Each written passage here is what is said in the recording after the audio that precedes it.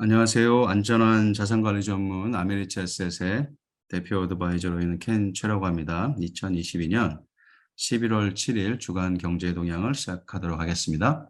공지 말씀 먼저 드리겠습니다. 저희들이 주간 경제 동향 시간에 나눠드리는 내용은 투자 자문이 아니고 정보 제공과 교육 차원에서 나눠드린다는 점 공지드립니다. 지난주에 중앙은행 미팅들이 있었죠. 연준을 포함한 다른 나라들의 주요 중앙은행들 미팅이 3개가 있었고, 이번 주에 미드텀 일렉션이 있죠. 미드텀 일렉션 관련 얘기 잠깐 같이 살펴보고 어닝 데이터 순으로 같이 나눠보도록 하겠습니다. 센트럴뱅크 미팅에 대해서 리캡을 하겠습니다. 일단은 먼저 호주 중앙은행 RBA죠. 예상했던 것처럼 25 베이스 포인트 인상을 했어요. 그래서 현재 호주 같은 경우는 이자가 2.85%가 됐고요. 호주 중앙은행은 인플레이션 관련해서는 이전보다 사실은 상향 조정했습니다. 이전에 7.75%에서 고점이 형성될 것이다라고 예상을 했다면 이번에는 한 8% 정도로 인플레이션 고점을 상향 조정한 상태고 2023년, 2024년의 인플레이션 아웃룩 전망도 상향 조정했습니다. 2023년 같은 경우는 4.75%, 2024년에는 3%.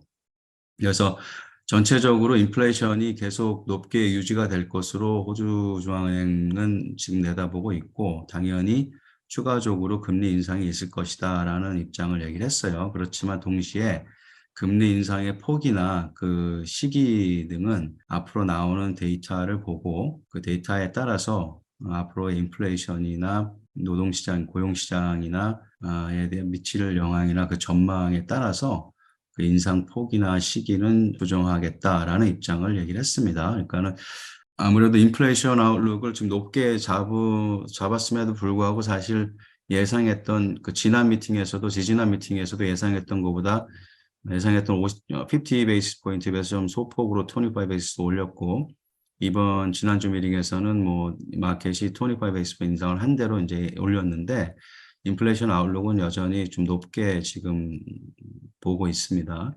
그래서 앞으로 데이터가 어떻게 나오냐에 따라서 인상폭을 더 높게 가져갈 수도 있고 아니면은 현재 상태에서 뭐 홀드할 수도 있고 하는 이런 양쪽 방향으로 룸을 좀 뒀다고 볼 수 있을 것 같아요. 여지를 두고 있어요. 그래서 호주중앙은행 같은 경우는 데이터들이 나오는 것에 따라서 인상폭을 늘릴 수도 있고 오히려 홀드할 수도 있고 이런 좀 탄력적인 입장을 유지하고 있는 것 같습니다.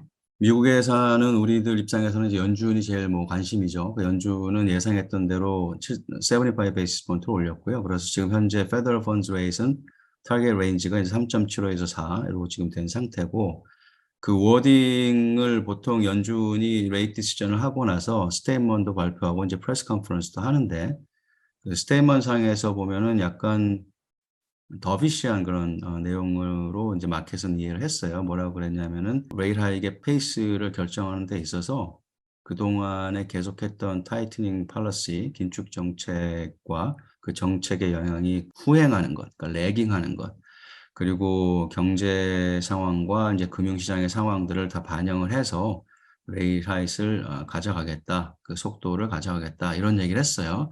그러니까 이 내용은 사실은 지금까지 우리가 잠깐씩 언급했던 연준의 피봇 관련된 뭐 얘기라고 볼 수 있겠죠. 그래서 피보팅이 가능하겠구나라는 쪽으로 읽을 수도 있는 그런 입장문이었던 것 같습니다. 그래서 시장이 1차적으로는 이 문구 때문에 연준이 더비시한 정책을 펼 수도 있겠구나라고 생각을 했고 그래서 시장이 반응을 했는데 달러가 떨어졌죠. 이니셜리. 그런데 이제 프레스 컨퍼런스를 하면서는 다시 또 허키시한 입장을 파월 의장이 또 얘기를 했어요. 그래서 지금까지 그러니까 연준이 받아본 데이터들이 결국은 우리가 터미널 레이트라는 표현을 종종 쓰는데 지금 계속 올리고 있는데 최종적으로 한 몇 퍼센트까지 올릴 것인가라는 게 이제 터미널 레이트였잖아요. 그래서 그 터미널 레이트를 지금까지 생각했던 것보다 더 높을 수 있다. 이렇게 얘기했어요. 그 얘기는 뭐냐면은 매번 연준이 미팅을 할 때마다 금리를 인상하는 폭은 뭐 달라질 수 있겠지만 궁극적으로 타겟하는 레이트는 예상했던 것보다 더 높아질 수 있다. 이렇게 얘기를 한 거거든요. 그래서 이 부분은 약간 허키시한 스탠스를 나타내는 거겠죠. 그래서 연준의 파월 의장이 프레스 컨퍼런스에 얘기한 내용은 how high to raise rate이 더 긴축의 속도에 비해서 최종적으로 얼마나 높은 이자를 지금 타겟으로 가져가고 얼마까지 올릴 것인가가 더 중요하다 이런 얘기를 했어요. 그래서 페이스 자체보다는 궁극적으로 터미널 레이트를 몇 퍼센트로 잡을 것이고 그리고 그것은 생각보다 높을 수 있다 이런 얘기를 했기 때문에 다시 또 허키시한 그런 입장을 얘기를 한 거죠. 그러니까 스테인먼 상하고 약간 컨트라딕팅한 좀 모순되는 그런 얘기를 했어요. 그래서 그날 반응이 이제 특히 달러는 지러리했다라고 볼 수 있겠죠. 약세로 시작했다가 다시 강세로 돌아서는 그런 모습을 보였는데 그리고 또 그 프레스 컨퍼런스 얘기한 것 중에서 이제 퍼징, 그러니까는 금리를 계속 인상해 왔던 거를 잠시간 중단하고 홀드하는 것 옵션에 대해서는 생각해 본 적도 없고 얘기해 본 적도 없다 이런 얘기를 했어요. 그러니까 아직까지는 연준의 입장, 정책에 대해 정책상에서 어떤 변화는 아직까지는 없는 것으로 지금 보이고 있습니다. 그렇지만 아무튼 좀 클리어하진 않죠. 그래서 아마 시장은 추가적으로 연준의 모든 멤버들이 향후 정책 방향이나 경제 상황을 인식하는 내용 등에 대해서 언급하는 부분들을 계속 추가적으로 팔로우를 할 것 같고 특별히 좀 더 클래리피케이션을 얻기 위해서 이번 주 목요일이죠. 미국의 이제 CPI 넘버가 예정이 되어 있는데 CPI 넘버가 어떻게 나올지에 대해서 당연히 시장이 더 주목을 할 것 같습니다. 왜냐하면은 지금 스테이먼 상황에서나 프레스 컨퍼런스 상에서 얘기한 내용들이 약간은 상충되는 부분이 있었기 때문에 CPI 넘버가 어떻게 나오냐에 따라서 어느 쪽에 더 비중을 둘 것인지 시장이 이 부분에 대해서 주목을 할 것으로 생각이 되고 있습니다. 목요일 날 CPI 넘버가 중요한 넘버다 이렇게 볼 수 있을 것 같아요.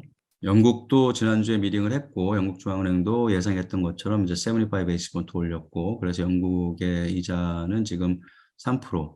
이 중에서 보시면 아시겠지만 연준이 지금 가장 높은 상태죠. 그래서 뭐 꼭 그것만은 아니겠지만 이자에서의 차이가 지금 크기 때문에 계속 달러 강세가 유지됐던 것으로 보이고 앞으로는 뭐 달라질 수도 있겠지만 현재 상태는 그렇습니다.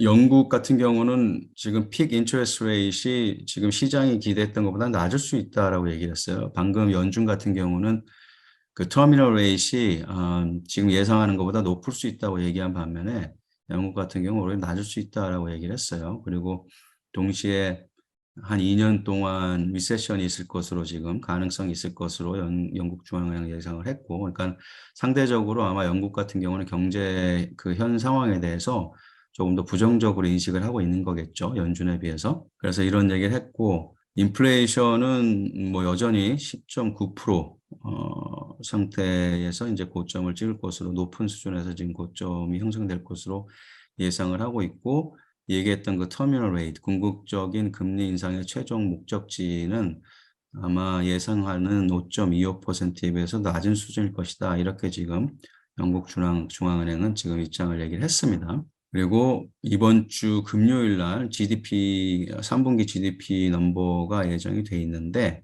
예상하기는 마이너스 0.5% 성장한 것으로 나올 것으로 예상을 하고 있습니다. 그 전 분기에는 0.2% 성장을 했죠. 그래서 네거티브 성장률을 이제 3분기에 보일 것으로 보이고 예상이 되고 결과적으로 이제 리세션에 들어가는 것이 아닌가 이제 이런 우려들이 있습니다. 영국 경제 관련해서는.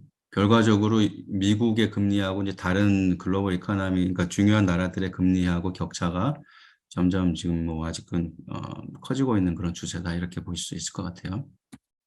중요하게 이번 주는 미드텀 일렉션이 있어요. 현재 화요일 날 있는데 현재 하우스는 전부 다 지금 다시 선거를 하는 상황이고 하우스에 435개가 있고 그 435개에 대해서 다시 다 선거를 하는 거고 세넷 같은 경우는 이제 100개 중에 이제 35개만 지금 선거를 하게 되는데 지금 현 상태 하우스의 데모크래트하고 리퍼블리컨들의 스플릿을 보면 데모크래시 221 시트를 갖고 있고 리퍼블리컨이 이제 212 시트를 갖고 있고 세넷 같은 경우 50-50였죠. 그래서 이 세넷 같은 경우 스윙 보트를 이제 바이스 프레지던트이 갖고 있고 여론조사를 보면은 공화당이 리퍼블컨이 이제 하우스를 이기고 세넷 같은 경우는 사실은 현재 35개 시트에 대해서 선거가 있는데 전체 100개 중에 현재 상태는 21자리는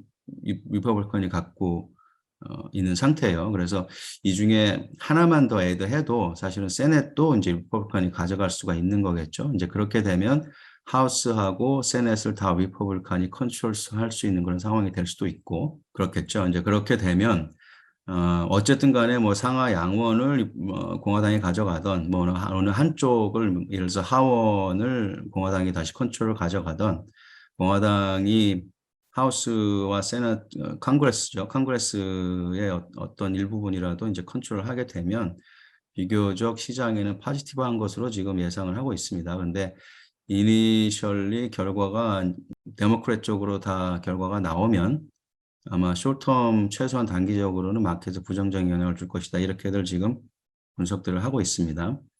어느 한쪽이든 공화당이 컨트롤하게 되면 아무래도 바이든 대통령이 지금 추진하려고 하는 그런 폴리시들의 제동이 걸리고 쉽지 않을 거기 때문에 민주당 입장에서는 좀 불리한 상황일 테고 사실 그거를 시장은 좀 더 포지티브한 걸로 지금 보고 있는 상황입니다. 그래서 미드텀 일렉션 결과도 아마 시장이 이번 주에는 주목을 하지 않을까 이렇게 생각이 됩니다. 어닝 시즌이 뭐 우리가 중요한 회사들 많이 잘 아시는 회사들은 이제 많이 발표들을 했죠. 근데 이제 아직도 대기업들의 어닝이 여전히 남아 있기 때문에 사실은 we're not out of the woods라고 얘기할 수 있겠죠. 그러니까는 안심하시면 안 되고 계속 volatility가 계속 있을 수 있는 그런 시장 환경이 유지가 되고 있기 때문에 뭐 당연히 중간 선거도 그렇고 지난주에 있는 중앙은행의 레이트 디시전의 결과도 계속 영향을 미치고 있고 CPI 넘버도 있고 하기 때문에 볼러틸리티가 높아질 수 있는 엘러먼트는 여전히 상존하고 있다 이렇게 볼 수 있을 것 같아요. 어닝 측면에서도 계속 그러니까 큰 기업들이 계속 아직 남아 있기 때문에 여전히 좀 관심 있게 지켜보셔야 할 부분이다 이렇게 말씀드릴 수 있을 것 같고 이번 주에는 이제 디즈니하고 악시덴털 포트롤리움 악시죠. 포트롤리움 컴퍼니 연익이 있고 아스트라제네카도 있고 리비안, AMC, ADSG는 아디다스예요.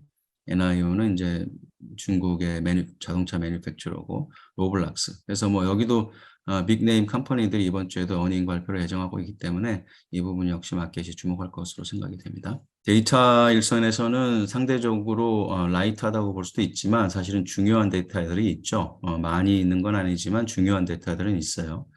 그래서 말씀드렸던 것처럼 10월 중 미국의 CPI 넘버가 목요일 날 예정이 돼 있고 현재 예상하기는 9월에 8.2에서 소폭 떨어진 8% 정도로 예상을 하고 있고 코어 CPI 넘버도 전달에 6.6%에서 6.5%로 소폭 내려갈 것으로 예상을 하고 있습니다. 그렇지만 뭐 늘 그렇듯이 예상치는 예상치일 뿐 이제 실제로 데이터가 릴리즈가 될 때 넘버를 봐야겠죠. 그래서 이 CPI 넘버가 어떻게 나오냐에 따라서 연준의 스테이먼상에서나 프레스 컨퍼런스상에서 얘기했던 그런 상충되는 의견들이 어느 쪽으로 비중이 더 갈지 마켓이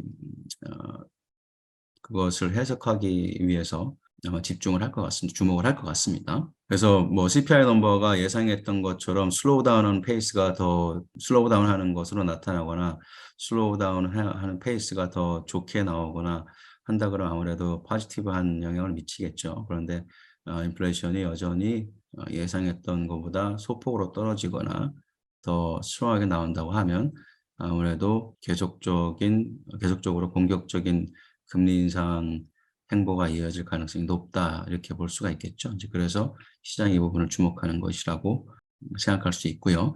영국의 말씀드렸던 것처럼 영국의 3분기 GDP 금요일 날 예상이 되어 있습니다. 그래서 영국 경기 같은 경우는 리세션이 들어가는 것이 아니냐라는 이제 우려들이 많이 있는 상황이고요. 또 중요하게 금요일에는 이제 미시간 컨슈머 센티먼트 넘버가 11월 넘버가 프리리미너리 리딩이긴 하지만 예정이 돼 있습니다. 그리고 그 아래 서브 컴포넌트로 인플레이션 관련된 넘버들이 나오는데 그 넘버들 역시 시장이 주목할 것으로 보입니다. 그래서 이번 주도 역시 중요한 넘버들이 많이 있고 중간 선거와 함께 경제 관련된 데이터 일선에서도 중요한 넘버들이 있기 때문에 관심 있게 지켜보셔야 할 그런 한 주간이다, 이렇게 말씀드릴 수 있을 것 같습니다. 이번 주 경제 동향은 여기에서 마치도록 하겠습니다. 감사합니다.